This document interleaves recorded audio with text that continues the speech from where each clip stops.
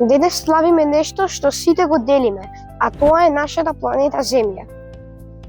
Ова е единствениот дом што го имаме, место каде што има живот, вода, воздух и природа, каква што не сме пронашле никдека на друго место во универзумот. Иако Земјата ни дава се што ни е потребно, ние сепак не се однесуваме правилно кон неа. Денот на Земјата не е само празник, туку потсетник дека грижа за неа значи грижа за нашата иднина. Водата е една од најважните супстанции во целиот универзум.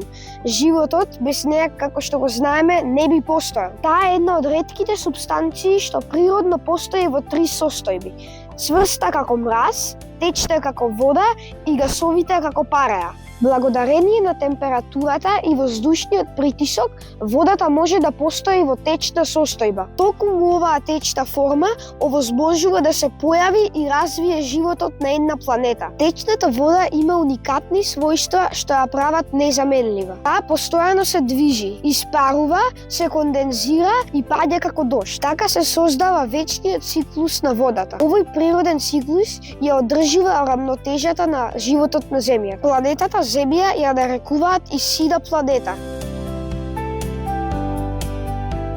затоа што 71% од нејзината површина е покриен со вода. 97% од вкупната вода е солена и се наоѓа во океаните. Поголем дел од останатата вода е замрзната во глечери на половите, а помалку од 1% е достапна вода за пиење. Тоа значи дека водата што ја пиеме секој ден е многу поограничена и многу поважна отколку што мислиме. А ние моментално се наоѓаме на Охридското езеро. Ова езеро е едно од најстарите и најдлабоките езера во Европа, со старост од над 2 милиони години. Езерото е дом на над 200 ендемични видови на животни, што го прават едно од најбогатите природни музеи во светот. Со својата кристално чиста вода и историскиот град, исполнет со цркви и култура, Охрид представува уникатно спојување на природно и духовно наследство. Затоа, дечки, ве молам не ги фрлајте вашите стари машини за перење во Охридското езеро.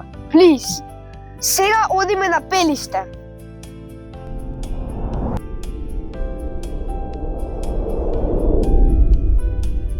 Повеќето луѓе веруваат дека дрвјата растат од почвата и дека таа е нивната главна храна. Но вистината е многу поинаква. Најголемиот дел од дрвото се создава од нешто што ние не можеме ни да го видиме. Околу 50% од масата на дрвото е создадена од воздухот, поточно од јаглерод диоксид. Останатите 45% од дрвото е водата, што ја зима од почвата, а помалку од 5% се минералите и хранливите материи од почвата. Но водата и воздухот се само материјалот. За да се изгради дрвото потребна и енергија. Таа енергија доаѓа од сонцето.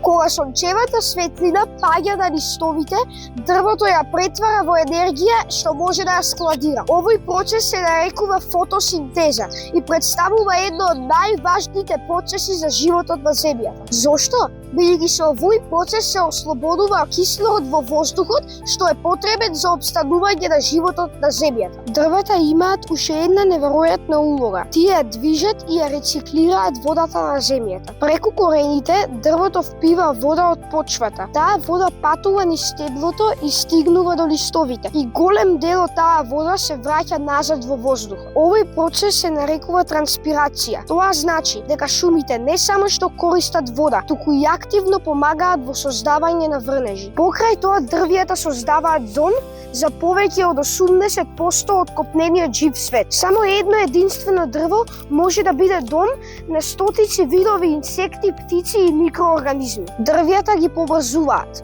воздухот, водата и сончевата енергија во еден совршен природен циклус. Тие го чистат воздухот, ја движат водата, ја складираат енергијата и создаваат услови за живот. А ние моментално се доаѓаме на Пелистер, каде што растат едно од најпосебните дрва кај нас. Тоа е моликата. Моликата расте само на Балканот и представува вистинско природно богатство. Ова дрво може да живее повеќе од 200 години и е многу отпорно на студ ветер и сурови планински услови. Расте бавно, но создава стабилни и долготрајни шуми. Тие представуваат дом за многу видови и се важен дел од природната рамнотежа. А сега се враќаме назад во Скопје. Секој ден ние внесуваме илјадници литри воздух во нашето тело. Воздухот не го гледаме, но тој директно влијае на нашето здравје со секој издих. Денес, 22 април, е денот на Земјата. Да се потсетиме дека оваа планета